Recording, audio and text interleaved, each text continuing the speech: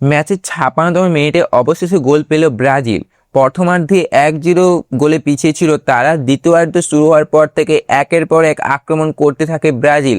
গোলের আগে জাপানের গোলরক্ষক টানা দুইবার অসাধারণ সেভ করেন, কিন্তু তৃতীয়বার তিনি আর দলকে বাঁচাতে পারেননি। গ্যাব্রিয়েল দারোনকে যে হেড করেন, গোল করেন কাসিম। এই গোলে ১-১ সমতায় ফেরেন ৫বারের বিশ্ব চ্যাম্পিয়ন ব্রাজিল। গোলের পর আরও আত্মবিশ্বাসী হয়ে ওঠে ব্রাজিল। এরা একের পর এক আক্রমণ চালাতে থাকে। জাপানের গোলরক্ষক প্রবল চাপে পড়ে যায়।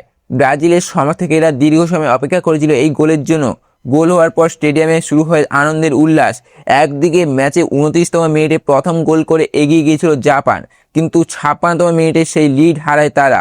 এরপর ম্যাচের শেষ মুহূর্ত পর্যন্ত দুই দলের জয়ের জন্য লড়াই চালিয়ে যায়।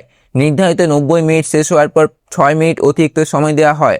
ম্যাচের ৯৬তম মিনিটে আসে সেই অবিশ্বাস্য মুহূর্ত। গোল করে ব্রাজিলকে ২-১ ব্যবধানে এগিয়ে দেন গ্যাব্রিয়েল মার্টিনেজ। শেষ পর্যন্ত এই গোলে আনন্দে ভেসে যায় ব্রাজিল। অন্যদিকে হতাশায় ভেঙে পড়েন জাপানের খেলোয়াড় ও সমর্থকেরা। দ্বিতীয়ার্ধ পুরো ম্যাচে আক্রমণ ফুটবল খেলেছিল ব্রাজিল। জাপানের গোলরক্ষক অনেক দুর্দান্ত সেভ করেছিল, কিন্তু এই আক্রমণ শেষ পর্যন্ত সামলানো সম্ভব হয়নি। শেষ বাঁশি বাজার সঙ্গে সঙ্গেই নিশ্চিত হয়ে যায় ব্রাজিলের জয়। এই জয়ের ফলে শেষ ১৬টা টিকিট নিশ্চিত করে ব্রাজিল, আর লড়াই করে টুর্নামেন্ট থেকে বিদায় নিতে হয় জাপানকে।